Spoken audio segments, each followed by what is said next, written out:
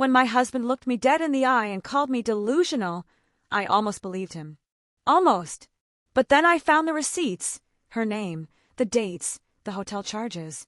And that's when I realized the real delusion was thinking our marriage was unbreakable.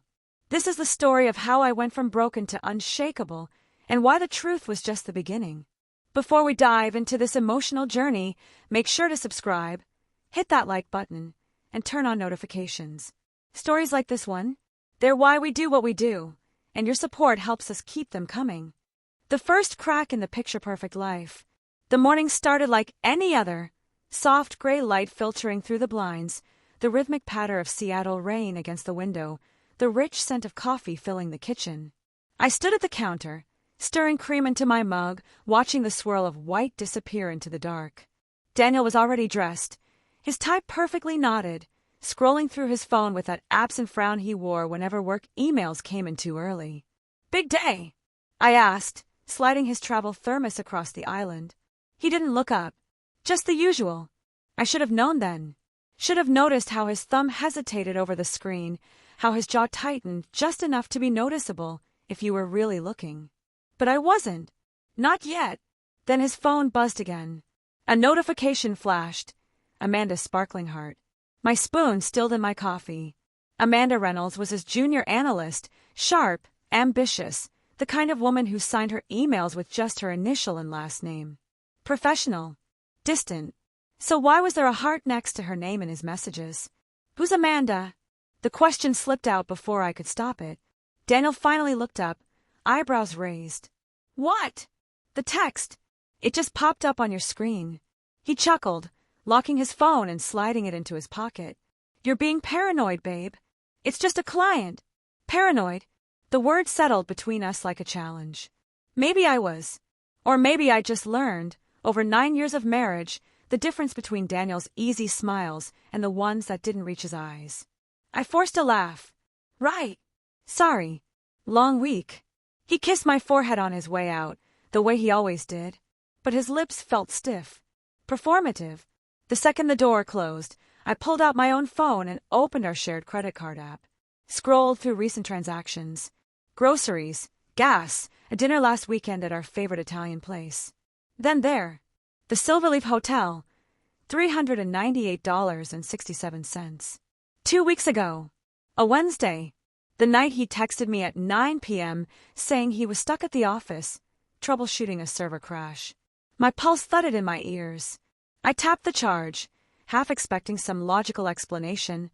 A business dinner, a last-minute meeting. But the details just listed the amount, the date, and the merchant. No reason. No justification. I could have let it go. Could have told myself I was overreacting. But then I remembered the way he'd said paranoid. Like it was ridiculous. Like I was ridiculous. So I did something I'd never done before. I called the hotel. Silverleaf front desk. "How can I help you?" A woman's voice, bright and efficient. I swallowed hard. "Hi. Yes, I stayed with you a couple weeks ago and need a copy of my receipt for expense reports." "The name's Amanda Whitaker." A pause. Keys clicking. Then, "Ah, yes, Ms. Whitaker. We have your reservation here. Let me just pull that up for you." The room tilted, because Amanda Reynolds wasn't the name on that bill. And my husband? He wasn't just lying to me. He was living a whole other life. The box under the bed. I waited until Daniel left for his weekend golf trip, the one he'd been planning for months with the guys from work. His duffel bag was packed, his clubs loaded into the trunk, and he'd kiss me goodbye with the same casual affection as always. But this time, I didn't kiss him back the same way. This time, I counted the seconds until his car disappeared down the street. Then I went straight to our bedroom. The house was too quiet. My own breathing sounded loud in my ears as I dropped to my knees beside the bed, my fingers skimming the dust-covered hardwood underneath. I hadn't cleaned under here in months. Maybe longer. And then I felt it. A shoebox. Tied shut with a thin satin ribbon, the exact same shade of ivory as the ones we'd used for our wedding favors. My stomach twisted. I pulled it out slowly, as if it might explode in my hands. The lid wasn't sealed tight, and when I lifted it, the scent hit me first. Faint traces of perfume, something floral and expensive. Not mine. Inside, the The box was a curated collection of memories that didn't belong to me. Ticket stubs from concerts I'd never been to, a cocktail napkin with smudged lipstick, and a phone number scrawled in Daniel's handwriting. A Polaroid of him at a beach I didn't recognize, his arm around a woman with sun-streaked blonde hair, her face turned away from the camera. And at the very bottom a key. Small, silver, attached to a fob labeled Unit 217. I sat there on the floor, my back against the bed frame, staring at it. This wasn't just an affair. This was something else. Something built. Something intentional. I grabbed my phone and opened a Maps app, typing in the only clue I had, the logo on the key fob. EverSafe storage. There was only one location in Seattle. The drive there felt like an out-of-body experience. Rain streaked the windshield, blurring the city into smudges of gray and neon. My hands clenched the steering wheel, so tight my knuckles ached. EverSafe storage was a squat, unremarkable building on the outskirts of downtown, surrounded by chain-link fencing. I parked in the nearly empty lot, my heart hammering as I approached the entrance. A keypad blinked beside the door, demanding a code I didn't have. But then I noticed the sign. 24/7 access for renters. Use your unit number plus last 4 digits of phone. Daniel's phone number ended in 9014. I punched in 217-9014. The lock clicked open. The hallway was dim, lined with identical metal doors. Unit 217 was at the very end. The key slid into the lock smoothly. Too smoothly, like it had been used often. I took a deep breath and turned it. The door creaked open. And that's when I realized this wasn't just a storage unit. It was a second home. A queen-size bed, neatly made. A mini-fridge, humming in the corner. A vanity table with a hairbrush. A tube of mascara. A half-empty bottle of that same floral perfume. And on the nightstand, a framed photo. Daniel and the blonde woman from the Polaroid. Smiling. Her face, finally clear. Amanda, but not Amanda Reynolds. Someone else entirely. I reached for the photo, my fingers trembling, and that's when I heard it, the unmistakable sound of a key turning in the lock behind me. The door swung open, and there she stood. "Who the hell are you?" she demanded, her blue eyes wide with shock. I opened my mouth, but no words came out, because the real question wasn't who she was. It was who the hell was my husband? The other woman. Time froze. The blonde woman, Amanda, or whoever she was, stood in the doorway, her hand still gripping the knob, her perfectly manicured nails digging into the metal. She was taller than me, dressed in a sleek black coat that probably cost more than my monthly car payment. Her lips parted slightly, like she was about to scream, but no sound came out. I should have said something, should have demanded answers, thrown the photo in her face, unleashed the fury boiling in my chest. But all I could do was stare at the diamond ring sparkling on her left hand. Her engagement ring. Her breath hitched. "You're Lila." It wasn't a question. The realization hit me like a physical blow. He told her about me, which meant she knew. This wasn't some secret affair. This was something far worse. I finally found my voice. "And you are?" She didn't answer. Instead, her gaze darted past me, scanning the room like she was checking for something missing. Or maybe something left behind. Then she stepped inside and closed the door behind her. The click of the latch echoed in the small space. We were alone, trapped in this twisted little love nest my husband had built. "You shouldn't be here," she said quietly. A laugh bubbled up in my throat, sharp and humorless. "Yeah, I'm starting to get that." She flinched but recovered quickly, squaring her shoulders. "Look, I don't want trouble. I think we should both just walk away and—" "Are you kidding me?" The words tore out of me, raw and shaking. "You're engaged to my husband and you want to walk away." Her face paled. "Engaged? No, She cut herself off, pressing her lips together. I grabbed the framed photo from the nightstand and thrust it toward her. "Then explain this." For the first time, her composure cracked. Her fingers trembled as she reached for the frame, her eyes scanning the image like she was seeing it for the first time. "That was months ago," she whispered. "Months." My voice rose. "How long has this been going on?" She didn't answer, just set the photo back down with careful precision, like she was trying to buy time. I stepped closer. "Tell me the truth. Right now." Her breath came faster. 2 years. The floor dropped out from under me. 2 years. Long enough for vacations and inside jokes and this apartment. Long enough for her to know which side of the bed he slept on, how he took his coffee, what made him laugh. Long enough for it to be love. I stumbled back, my legs hitting the edge of the bed. The room spun. She reached for me. Lila! Don't. I jerked away. Just don't. Silence stretched between us, thick and suffocating. Finally, she spoke again, her voice barely audible. He told me you were separated. I barked out another laugh. Let me guess. He said we were only staying together for the kids? Her eyes flickered. We don't have kids, I snarled. Her face crumpled. And that's when I saw it, the moment it all clicked for her. The moment she realized she wasn't the only one he'd lied to. Her knees gave out. She sank onto the armchair in the corner, her coat pooling around her like a shadow. Oh my God! I should have felt triumphant, should have relished her devastation. But all I felt was hollow, because the man I'd built my life with didn't exist. And the worst part, I had no idea who did. The confession, the silence in the storage unit was suffocating. Amanda sat frozen in the chair, her fingers gripping the armrests like she might fly apart if she let go. I stood across from her, my back pressed against the cheap particle board dresser, counting the seconds until one of us finally broke. It was her.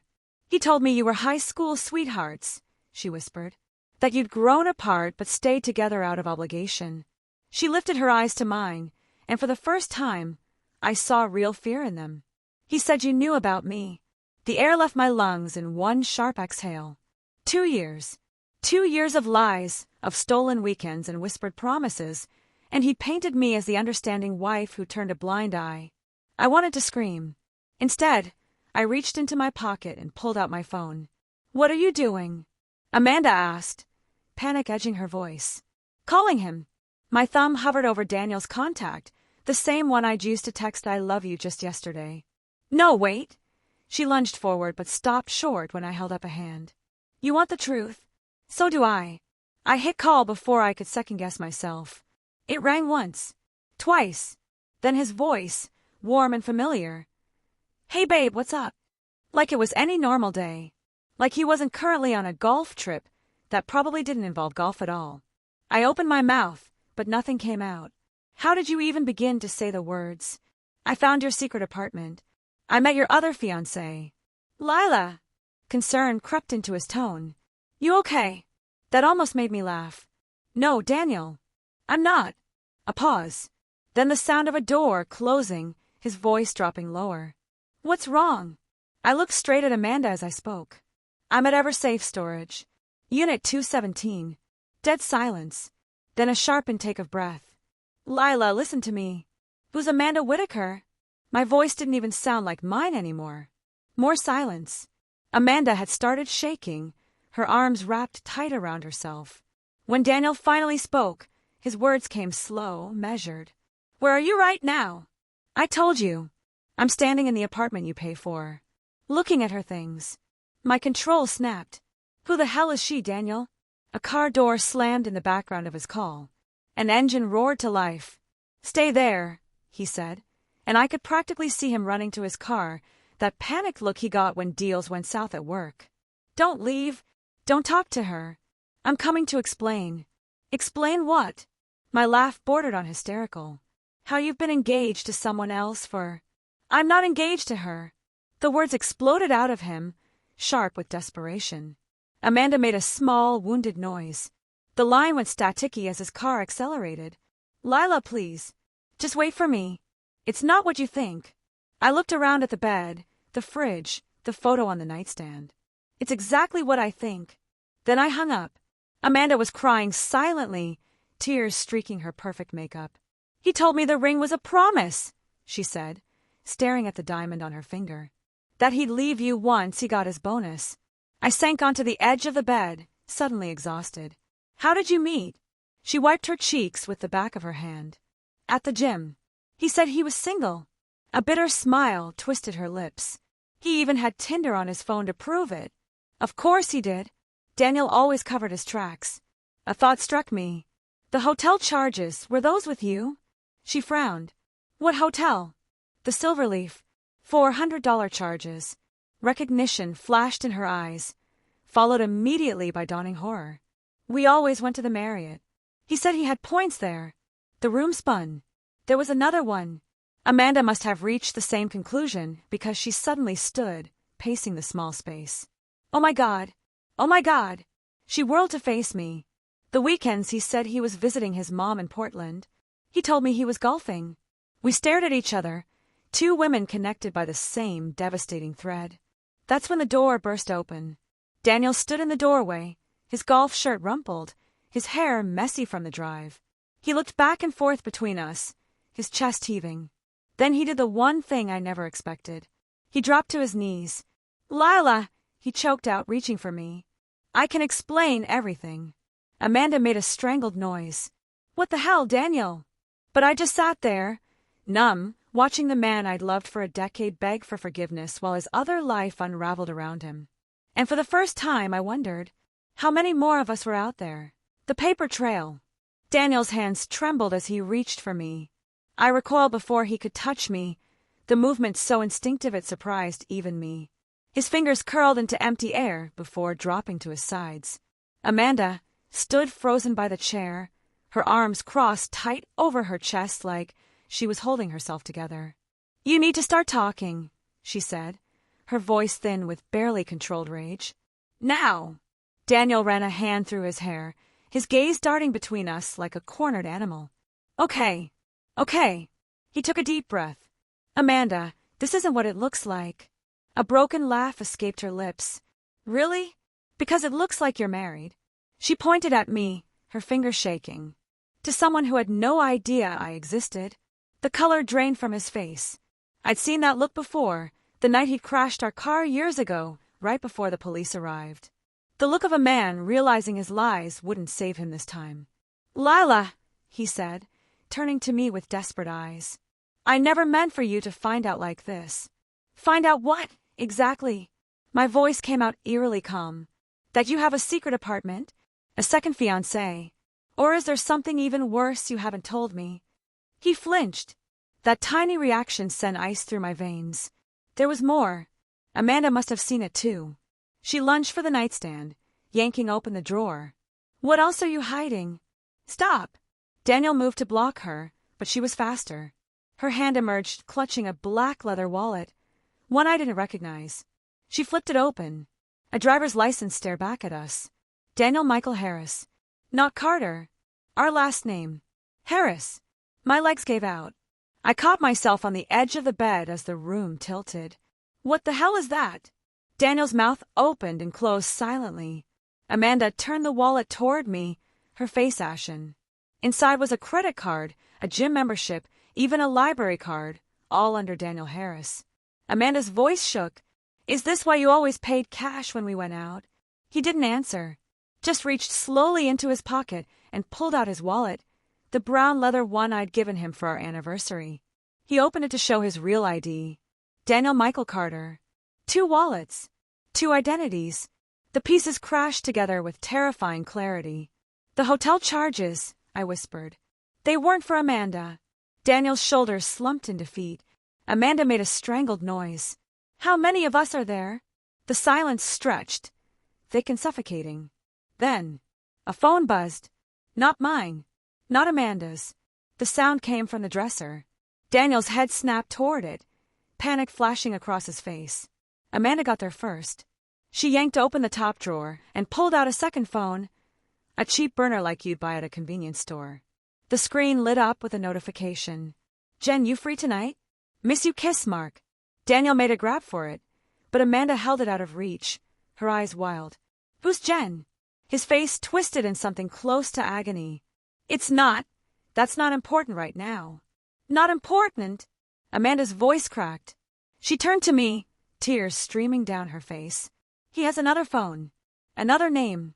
How deep does this go?" I stared at Daniel, the stranger I'd shared a bed with for nearly a decade. "I want to see our bank statements. Right now." His breath came fast. "Lila, please." "Now, Daniel." With shaking hands, he pulled out his real phone and opened the banking app. I snatched it from him, scrolling through the transactions. There they were, dozens of them. ATM withdrawals at odd hours. Cash transfers to an account I didn't recognize. And 3 days ago, a $1,200 charge at a jewelry store in Bellevue. The same store where he bought my engagement ring. Amanda looked over my shoulder and gasped. That's the day he gave me this. She held up her left hand, the diamond catching the light. My stomach lurched. He bought us rings from the same place. Probably from the same salesperson. Daniel sank onto the floor, his head in his hands. I can explain. Amanda threw the burner phone at him. It bounced off his shoulder and clattered to the ground. Explain what? That you're some kind of sick, twisted. The phone rang. We all froze. Jen flashed on the screen.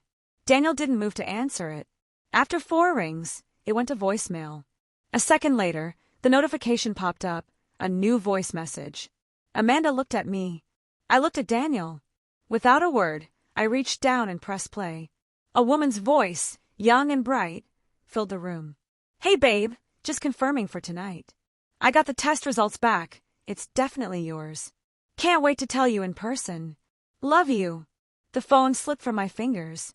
Daniel's face went sheet white. And in that moment, I realized the terrifying truth. I hadn't just married a liar. I'd married a man who didn't exist. The other family. The voicemail kept playing on a loop in my mind. It's definitely yours. The words carved themselves into my bones with each repetition. Daniel hadn't moved from the floor. His golf shirt clung to his back with sweat, his breathing shallow and uneven.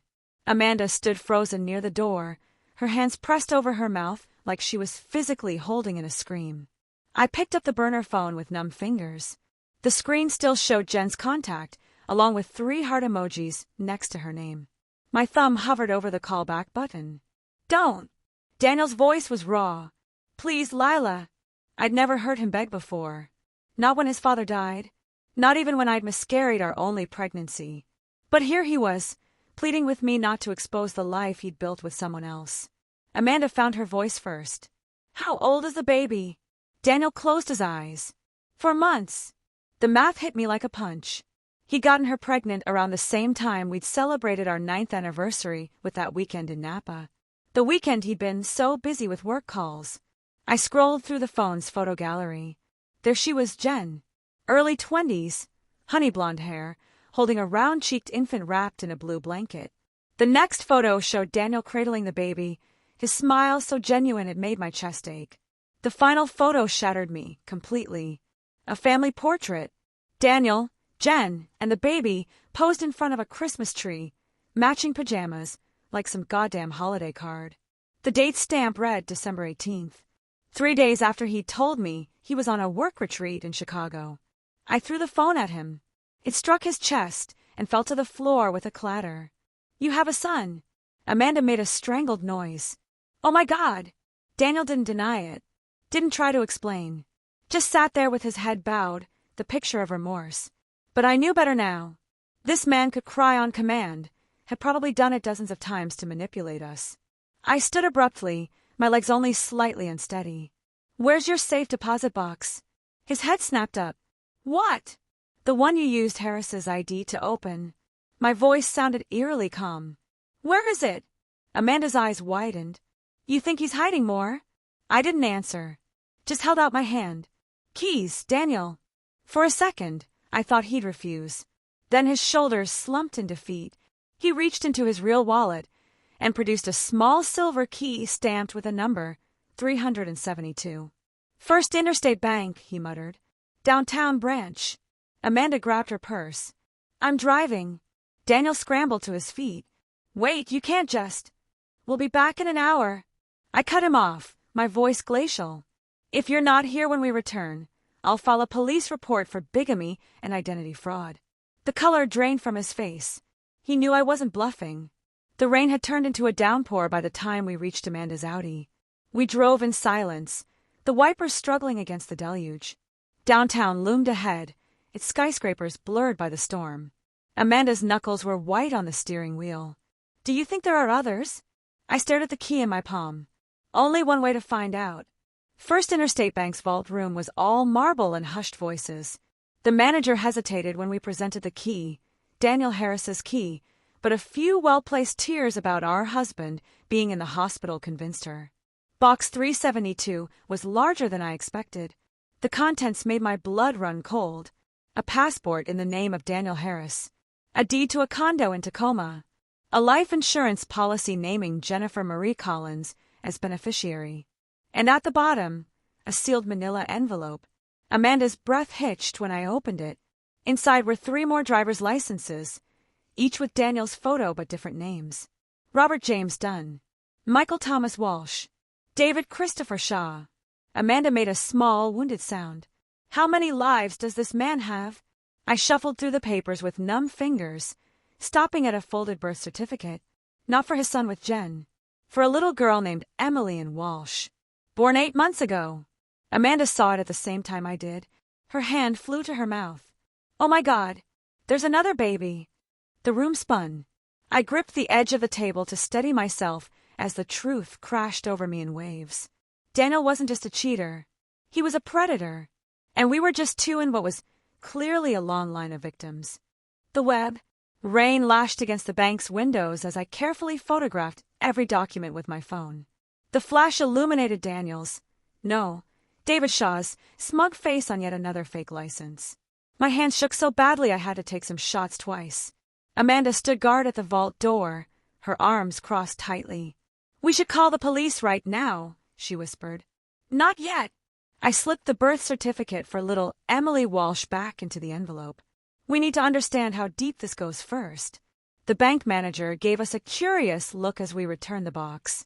I forced a smile. Our husband will come by later to sort everything.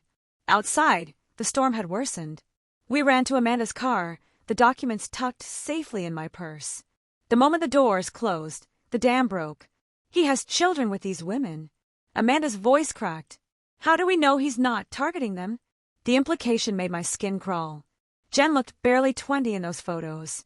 And if Emily was 8 months old, I opened the burner phone we'd taken, scrolled past Jen's contact to the call log, dozens of numbers with no names attached. My finger hovered over the most recent one. Call it, Amanda said. The line rang 3 times before a tired female voice answered. David, is everything okay? I froze. David Shaw. The third identity. Amanda mouthed speaker at me. I switched it on. Hi, I said carefully. Is this Emily's mother? A pause. Then wary. Who is this? The pieces clicked together with terrifying speed. My name is Lila Carter. I think we're married to the same man. Silence stretched, so long I thought she'd hung up. Then a shuddering breath. Oh, thank God. I've been trying to find you people for months. Amanda and I exchanged glances. You knew. Not at first. Her voice turned bitter. But when David kept missing doctor's appointments, I got suspicious. Found his other phone last month. A baby cried in the background. There were texts to someone named Sarah in Portland. Amanda made a strangled noise. That makes 5. The woman, Megan, she told us, started crying. I called the number, but she hung up on me. I think she's pregnant too. The car suddenly felt suffocating. I cracked the window, letting in the scent of wet pavement and gasoline. We're going to stop him, Megan. But we need your help. She gave us an address in Tacoma, the condo from the deed. Meet me there in 2 hours. I have something you need to see. The line went dead. Amanda gripped the steering wheel. We should go back to the storage unit first. Confront Daniel before he runs. But when we pulled up to Eversafe storage 40 minutes later, the unit stood wide open. Empty. Every piece of furniture, every trace of Amanda's life with him gone. Only a single item remained in the center of the bare concrete floor. The framed photo of Daniel and Amanda. Shattered. Amanda sank to her knees beside the broken glass. He knew we'd come here. I checked my phone. No calls. No texts. Daniel had vanished, probably into one of his other identities. Then my email pinged. A notification from our shared cloud storage. Document edited. Join accounts.xlsx. I hadn't touched that file in years. With trembling fingers, I opened it. The spreadsheet now contained a single line in bold red font. Stop looking or she dies. Attached was a photo of Jen's front porch, taken less than an hour ago. Amanda gasped. He's threatening his own child's mother. My blood ran cold. This wasn't just about bigamy anymore. Daniel wasn't just a liar. He was dangerous. The ledger. Tacoma's skyline emerged through the rain as Amanda sped down I-5, her knuckles white on the steering wheel. The thread in that email pulsed in my mind like a live wire. Stop looking or she dies. Amanda's phone buzzed in the cup holder. Megan's name flashed on the screen. Put her on speaker, I said. Amanda tapped the screen. Megan, we're 10 minutes out. Static crackled, then Megan's hushed voice. Don't come to the condo. He's watching it. My stomach dropped. Daniel. No, David. The name dripped with venom. I just saw him parked outside in that black SUV he thinks I don't know about. A baby fussed in the background. Meet me at the coffee shop on 12th and Pine. And hurry! The line went dead. Amanda took the next exit too fast, the tire squealing. He's one step ahead of us. I clutched the burner phone we'd taken from the storage unit. Then we need to get ahead of him. The coffee shop was nearly empty, just a barista polishing espresso machines and Megan tucked into a corner booth, a diaper bag at her feet. She looked younger than her photos, dark circles under her eyes, her blonde hair pulled into a messy bun. A baby carrier sat beside her, tiny feet kicking beneath a striped blanket. She didn't wait for introductions. You got the threat. I nodded. He's escalating. Megan pulled a folded paper from her pocket and slid it across the table. This was taped inside Emily's crib this morning. The note bore the same red font. Last warning. Amanda's breath hitched. He threatened his own daughter. Megan's hands shook as she unzipped the diaper bag and pulled out a leather-bound notebook. I found this hidden in our bedroom vent last night. The moment I opened it, the world tilted. Page after page of meticulous entries. J. Collins, Bellevue, DOB 5/23, $42,000. A. Whitaker, Seattle, DOB 8/19, $28,500. M. Walsh, Tacoma, DOB 3/14, $37,200. Amanda paled. Are those dates of birth? Megan's voice dropped to a whisper. Look at the last column. Next to each entry, a dollar amount. And beside that, a single word. Paid. The coffee turned to acid in my throat. This isn't just about affairs. He's profiting from them. Megan pulled out her phone and showed us a bank transfer receipt. 2 days after Emily was born, $15,000 landed in an account under David Shaw. From someone named Ellen. Amanda and I exchanged glances. Another name. Another victim. The burner phone in my pocket vibrated. An unknown number. You have 24 hours to walk away, or the Collins woman dies first. Megan saw the message and nearly dropped her coffee. Jen's in real danger. Amanda stood abruptly. We need to warn her. But Megan grabbed her wrist. Wait. There's more. She flipped to the notebook's last page. A single address in Portland. And a name that stopped my heart. S. Pierce, due 11/15, $50,000. Amanda's hand flew to her mouth. There's another pregnant one. The barista called out a drink order, the normalcy of it jarring. Outside, a black SUV rolled past the cafe windows. Too slow. Too deliberate. Megan's breath caught. That's him. The SUV stopped at the curb. The passenger window began to roll down. The passenger. The SUV's tinted window lowered inch by inch, revealing not Daniel's smirking face, but a woman's wide, frightened eyes. Sarah Pierce. Amanda whispered. The woman, early 30s, auburn hair, visibly pregnant, gestured frantically for us to get in. If you want to live, move now. Megan clutched Emily's carrier to her chest. How do we know this isn't a trap? Sarah's knuckles whitened on the steering wheel. Because I have exactly 23 minutes before he realizes I stole his car. The burner phone in my hand buzzed again. Another threat. Time was running out. We piled in, Amanda up front, Megan and I squeezing beside the baby seat and back. Sarah hit the gas before the doors fully closed, sending us lurching into traffic. Where are we going? I demanded. Somewhere he won't look. Sarah took a sharp turn, her eyes flicking to the rearview mirror. I've been tracking him longer than any of you. Amanda gripped the dashboard. You're the one from Portland. The ledger said that I'm due in November with a $50,000 price tag. Sarah's laugh was razor sharp. Yeah, Found that notebook months ago when Michael Walsh forgot to log out of his laptop. She tossed a manila envelope into my lap. Open it. Inside were surveillance photos, Daniel entering different houses, kissing different women, holding different babies. But the most disturbing shots showed him at a private medical clinic, shaking hands with a man in a lab coat. Sarah met my eyes in the mirror. He's not just scamming women. He's selling the babies. The world tilted. Megan made a choked sound, pulling Emily closer. Amanda spun in her seat. That's impossible. How would he even? Fake identities. Forged documents. Sarah took another turn, her voice clinical. He targets single women who want families, love bombs them, gets them pregnant, then poof, disappears with the kid after the birth. Ice flooded my veins. But he stayed with Jen past the birth. Sarah's grip tightened on the wheel. Because she's different. Wealthy family. He's playing the long game for a bigger payout. The pieces crashed together. The life insurance policy, the bank transfers, the ledger entries. Daniel wasn't just a bigamist. He was running a twisted operation. Megan suddenly gasped, pointing out the window. That's his other car. A silver Lexus idled at a stoplight 2 lanes over. Daniel sat in the driver's seat, talking animatedly on the phone. Sarah slammed on the brakes. Get down! We ducked as the Lexus inched forward. My pulse roared in my ears. One turn of Daniel's head and he'd see us. See Sarah, and everything would collapse. The light changed. The Lexus drove away. Sarah exhaled sharply and pulled into an alley behind a boarded-up restaurant. We can't stay in this car.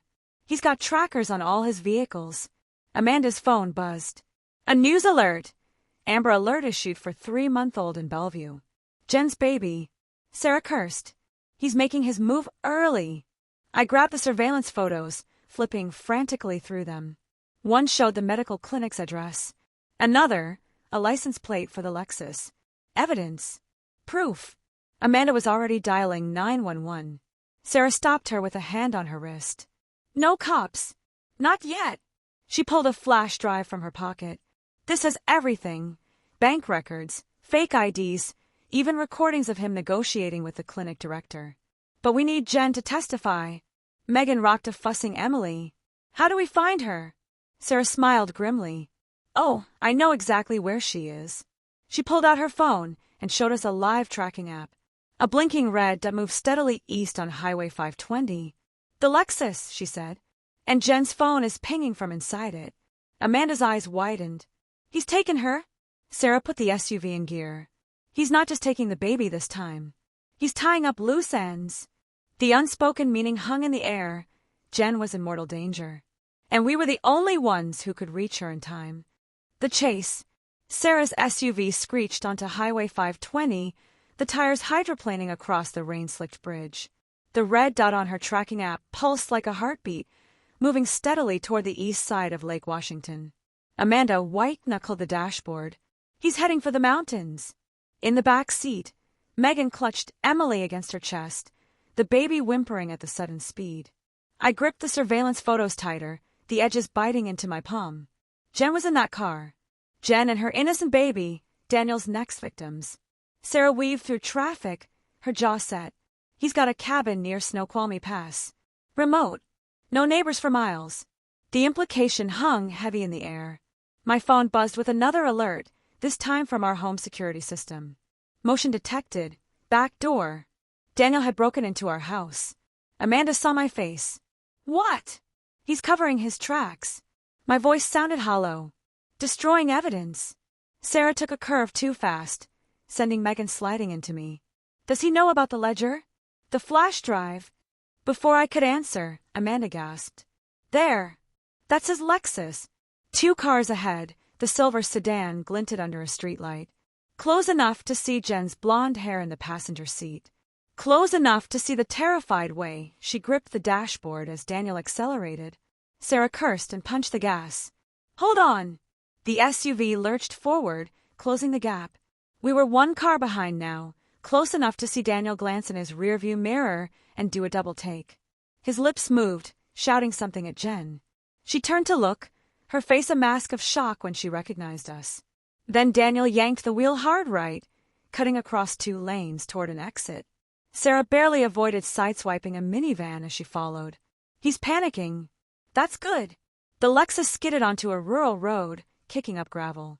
Tall evergreens swallowed us, the downpour reducing visibility to mere feet. Megan whimpered, shielding Emily. We should call the police. And say what? Sarah snapped.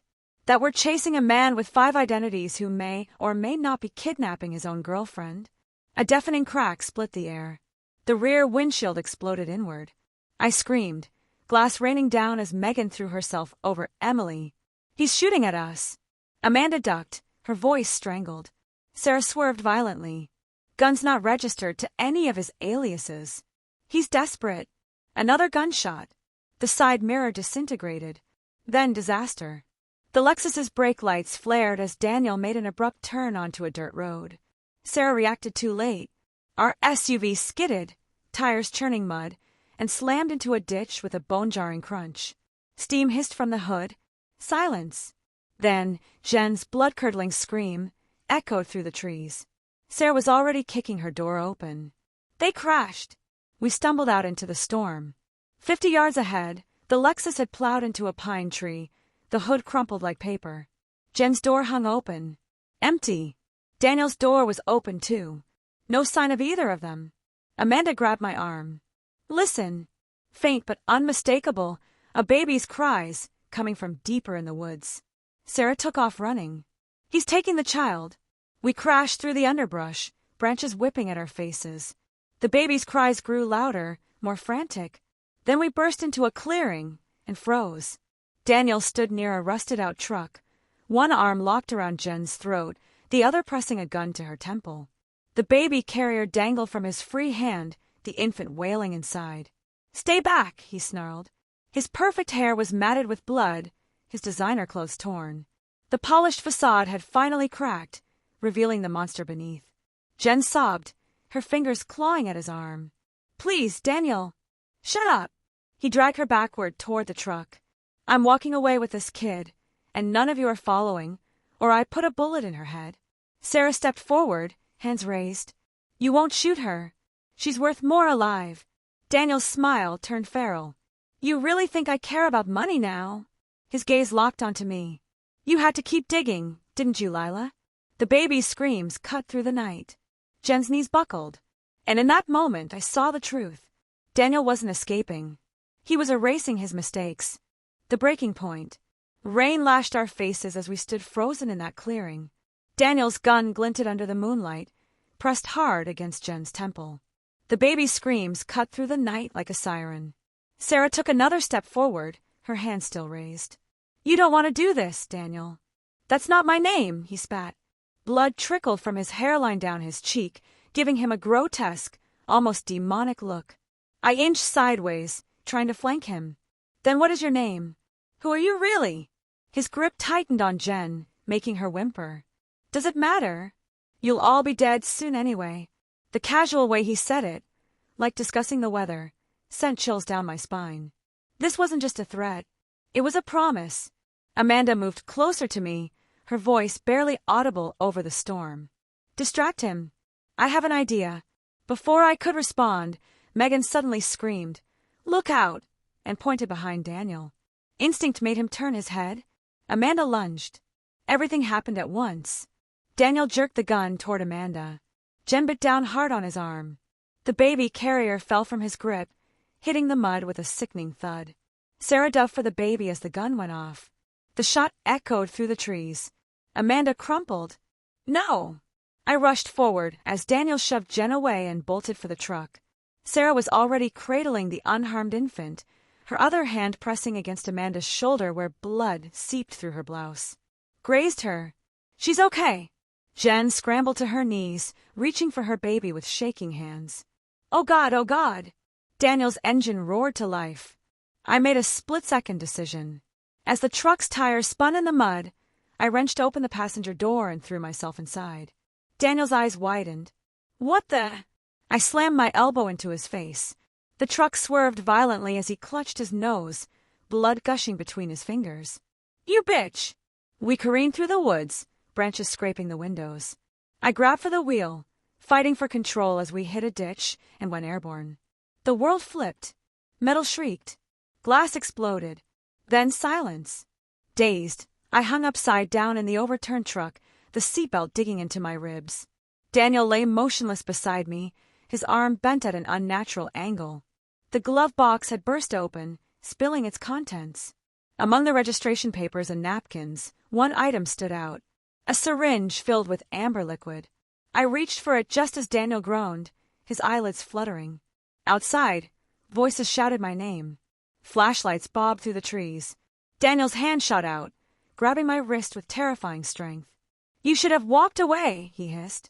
Then he plunged the needle into my thigh. Fire spread through my veins. The world blurred. The last thing I heard before darkness took me was Sarah screaming. "It's fentanyl. She's overdosing." The truth comes crashing down.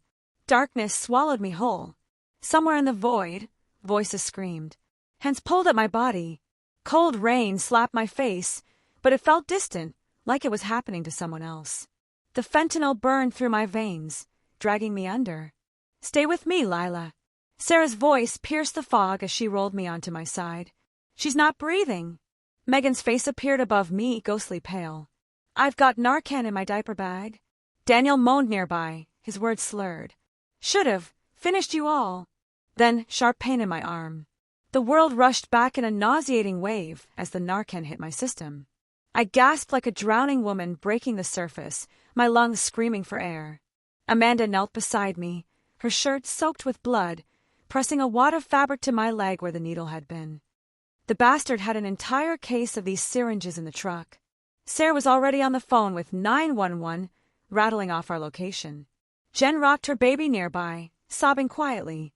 And Daniel, he lay sprawled in the mud, handcuffed with his own belt, his once perfect features twisted in rage. "You ruined everything," he spat at me. 10 years of perfect operations. Operations! Amanda kicked his injured arm, making him howl. "You mean trafficking babies?" Police sirens wailed in the distance. Sarah pulled a waterlogged folder from the wrecked truck. Not just babies. She flipped it open, revealing medical charts and photos of pregnant women. He was selling placenta stem cells to that clinic. 50 grand per harvest. The pieces clicked together, the ledger entries, the timing of his disappearances after births. He wasn't just taking the babies. He was monetizing every part of the process. Daniel laughed, the sound unhinged. "And you would have never known if stupid Jen hadn't kept that damn pregnancy test." Jen flinched as if struck. The police arrived in a flurry of lights and shouting. Paramedics swarmed us, loading Amanda onto a stretcher while others secured Daniel. A detective took my statement as they hauled him away. He struggled against the officers, screaming over his shoulder, "You think this is over? I have friends everywhere." But it was over. The evidence in that truck, the syringes, the medical files, the fake IDs, would bury him forever. At the hospital, as doctors checked my vitals, Sarah handed me a business card. "FBI wants to talk to us tomorrow." Turns out Daniel's been on their radar for years. I turned the card over, numb. "How many others do you think there are?" Sarah's smile didn't reach her eyes. "Enough that we'll be getting calls from victims for years." Amanda squeezed my hand from the next bed, her shoulder bandaged. "At least now they'll have answers." And that's when it hit me. This wasn't just about survival anymore. It was about justice. For me. For Jen and Megan. For Sarah. For all the women who didn't yet know they'd been living a lie. The end. This story may be fiction, but real-life predators like Daniel exist. Always trust your instincts. If something feels wrong, investigate. Have you ever uncovered a shocking truth about someone you trusted? Share your experiences in the comments below. And if you want more gripping stories of betrayal and redemption, hit subscribe and turn on notifications for our next emotional roller coaster.